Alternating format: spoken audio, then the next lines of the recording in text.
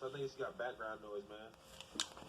Yeah, man, they got the sirens and stuff going on down here. Oh, dang, man. Yo, so, man, how you doing today, man? Man, I'm doing all right over here. You know, I don't know what's going on, but they got a bunch of sirens and stuff going off down there. Yeah, man. I know. I feel that. Hey, man, I just wanted to get your thoughts, man. What's your thoughts on the games last night, man? What's your thoughts on the Clippers and the Nets game last night? Man, my thought is that it was hard. It was for a guy with. I know this is kind of like off the subject a little bit, but I'm a guy that takes pride in playing defense at a very high clip. So when I watched that game, it was hard to watch because I don't like seeing guys out there not even trying to play defense. You know what I'm saying? That just so for Brooklyn and the Cavaliers, nobody playing defense. It was hard to watch because when you're a guy that takes pride in something and then you see somebody else not doing it, you're like, how do you? It's like around the third quarter, I had to turn it off. I was like, man, if I keep watching this, I'm gonna start playing D like them. Hey, man, it's like, well, actually, honestly, I don't even think, honestly, in my opinion with the Nets, I don't think they're going to be a good defensive team. I just think by the end of the season, they won't be as bad as they are now. They won't be a good defensive team because you got three dudes that really don't play defense like that. But, they'll be like, if they can hold teams to literally 115, 120, they'll be fine because they can get to like 130, no problem. It's just, when they start allowing teams to just to hit like those 140s and those 145s, man, you can't win games like that, allowing that many points, man. You can't win championships, but, it's all good, though, And my thing, it's everything, everything is everything, you just got to be ready for it. But, then I just want to, ask you, man, what's your thoughts about, before we get into the NFL stuff, what's your thoughts about, what's going on in the league, how, the NBA shaping up, the season shaping up? Who's your teams that, you looking out for the most? Well, for me personally, the teams that I'll be most afraid of right now is probably as great as the Knicks are doing, I'm still not sold on the Knicks still. Reason why I say that is because if the Knicks I'm still not sold on the Knicks as of right now. Right now, I'm scared of like even though Brooklyn's not playing defense, I'm still be afraid of Brooklyn because they have three dominant ISO scorers. They have two former MVPs, Durant, back-to-back MVPs, James Harden, who went back-to-back MVPs, Kyrie Irving, he's playing like MVP. So you have three dudes. So I'm afraid of Brooklyn. I'm a little afraid of the Lakers, not a lot. Now, I'm a Lakers fan, but at the same time, I gotta be honest. This Lakers team is not playing great basketball right now. I feel like LeBron is not using the AD the right way. Can you hear me? Yeah, I can hear you. Hello? No, I can hear you, bro. I can hear you. Okay, so that's what I was saying is that I don't think LeBron has did his film study on guys like Dennis Schroeder and guys like Montrezl Harrell and AD. I think LeBron should be using AD and Montrezl in the pick and roll because if you watch how Rondo used AD when he came in the game, Rondo always went to that pick and roll. You know what I'm saying? Yeah, I understand, man. I feel you. So Rondo had made AD way more effective because Rondo knew how to use AD. Then you go back to Lou Williams. Whenever Lou Williams played with Montrezl Harrell, Lou Williams understood. Look, Montrezl is not a post player. Montrezl is a guy that if I can get Montrezl in the pick and roll, he's deadly. Montrezl Harrell is a deadly pick and roll guy. LeBron James, he's not using Montrezl the right way. Montrezl can get you 18 points. But the problem is, LeBron James is the reason why Montrez is not having success because he's not using Montrez in the pick and roll. All he's doing is throwing the ball in the post to Montrez. Montrez is not a guy you throw the ball in the post to. You need to take Montrez, call for the screen, let him kick, and he's gonna roll to the cut as an easy dunk. And also, Montrez is a strong finisher at the basket. So if using the pick and roll, he's strong on the finish. Then you gotta think AD. Yes, AD can post up, but AD is way more efficient in pick and roll because now you gotta pick and choose. Am I staying with the point guard or am I gonna collapse this basket? So Yeah, I think they're. You said what? I feel you. I agree with you on that. Then then on the second piece, I feel like they're not. I feel like Dennis Schroeder should not be starting because he takes too many shots away from AD. The Lakers offense needs to run through Anthony Davis, not through no Dennis Schroeder. Dennis Schroeder should not be out there taking all those shots. I think Frank Vogel needs to make an adjustment and put Wesley Matthews on that start lineup. Take out Dennis Schroeder. Dennis Schroeder is taking up too many shots. And I think also LeBron James is taking too many shots outside the paint. Even though LeBron is making these shots, I would rather see LeBron James in the post and operating from the post. That's just me. But Yeah, man. guys are taking a dump on Montrez this season. On Montrez, you got tickets saying Montrez playing like garbage. Why is Montrez playing like garbage?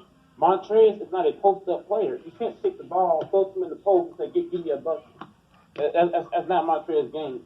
If LeBron James would watch tape and say, okay, all LeBron got to do is watch tape of the Clippers when they had Montrez and look at how he was effective. Montrez is the most effective in the pick and roll.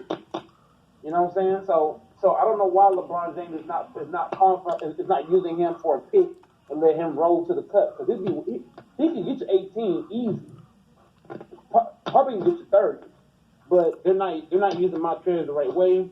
They're not using AD the right way. I think AD should average at least 25 shots a game. In my opinion, I think AD should average 25 shots easy. 25, even 30 shots because he's just so dominant. AD is a dominant player, and AD is a guy that if he don't touch the ball enough, he doesn't play defense. He's that kind of guy.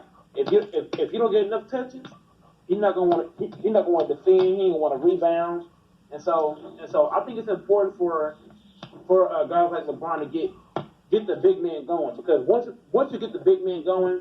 He's gonna block shots. He's gonna guard the rim. He's gonna really play big time on defense. And so I got the Lakers, the Nets, the Sixers. The Sixers are dominant right now, but they got to prove it to me in the playoffs. You know, the Sixers play well every year, and during the season they get all these wins and stuff like that. The Sixers, the Bucks, the Lakers. Sixers, Bucks, Lakers, Nets, Utah Jazz, Phoenix Suns.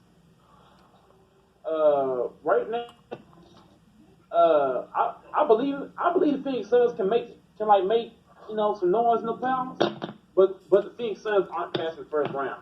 I don't care what nobody says. The Phoenix Suns are not passing the first round. Why do I say that? DeAndre Ayton is unreliable.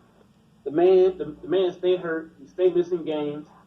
So DeAndre Ayton controls the future for the Phoenix Suns. If DeAndre Ayton plays all the games and he's healthy, they can make it to the second round. The Phoenix Suns can make it to the second round if DeAndre Ayton is healthy. If DeAndre Ayton is not healthy, I don't care what Devin Booker does. I don't care what Chris Paul does. If DeAndre Ayton is not healthy, because DeAndre Ayton is a big key for what the Phoenix Suns does on both sides of the court. So without DeAndre Ayton, the Phoenix Suns ain't done without DeAndre Ayton. You know, so that's what I got for them. The Utah Jazz, Donovan Mitchell, he's doing all this stuff right now, but I've seen Donovan Mitchell for the last few years dominate in the regular season.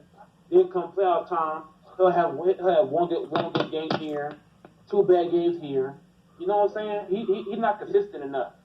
Rudy I feel on Gobert, that. Rudy Gobert, he'll play great defense one game, and then the next game he don't do nothing. So those are two guys that are inconsistent for me. Same for the Sixers. The Sixers do well during the season. Come playoff time, they just disappear. You know, Yeah. same for the Bucks. Giannis comes out doing all this dunking. Then come postseason, what did he do? Build a wall on Giannis, he's done. Yeah, man. Yeah, it's simple like that. I got the same teams. I'm talking like the team that really is interesting is mainly the Warriors. I'm like right now, they're a game above 500 and everything. And I said, if they're in the mix, if they're the top 8, top 9, or top 10 by the trade deadline, they're gonna be fine. Honestly, if they're top, if they're in the top 10, they're gonna be fine because the playoff format this year, the 7 through 10 seeds, they get a playoff. So it's really you don't have to be the 8 seed. If you're the top 10, you're gonna be fine and everything. So for me, like it's the Warriors. I'm not really concerned about Steph Curry. It's basically if everybody else, if they found their identity, that's a team that can make noise in the playoffs. But nobody's really talking about them. They're just saying, they'll just get to the playoffs. But I believe, if they find their identity, they find something that works, they can make noise in the playoffs. I've already said, Steph Curry guarantees you at least 30-something wins, last 115. So I already said Steph Curry by himself is at least 30 wins and everything. So, that's one team. Like you said with the Jazz, it depends on, what's it called? Rudy Gobert and Donovan Mitchell. And also their role players have to be more consistent. It just can't be relying on the two superstars and everything. Their role players have to be more consistent. Phoenix Suns, it's not really, I'm not worried about Ayton, like, being there. It's just I'm worried about are the rest of the Phoenix Suns outside of Chris Paul, are they ready for the big moment? That's my thing. Are they ready for that big moment? Are they ready for, to take the next step to the next level and everything? That's my question about that. But other than that, I agree with mainly everything you said on. You said about the league. I actually want to move on to a little different subject. I want to move on to something that you care about deeply about.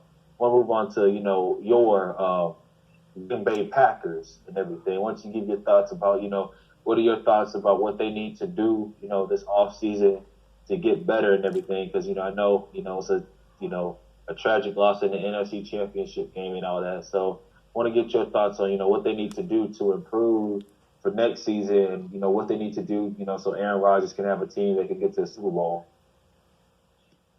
Well, here's my thing. The reason why I got so mad at the team, especially the head coach Matt LaFleur, is that he makes no adjustments. He makes no. Look. It's not. Look, I know how every team has a defensive coordinator and a head coach. Look, if I'm the head coach, I don't care what the defensive coordinator says. If me as the head coach, right? If I see something on defense that I don't like, I don't care what the coordinator is saying. I gotta come in and give my opinion. But here's my thing: the way the Packers play defense is very suspect. It's like they don't play team defense. They play a lot of one-on-one type of defense.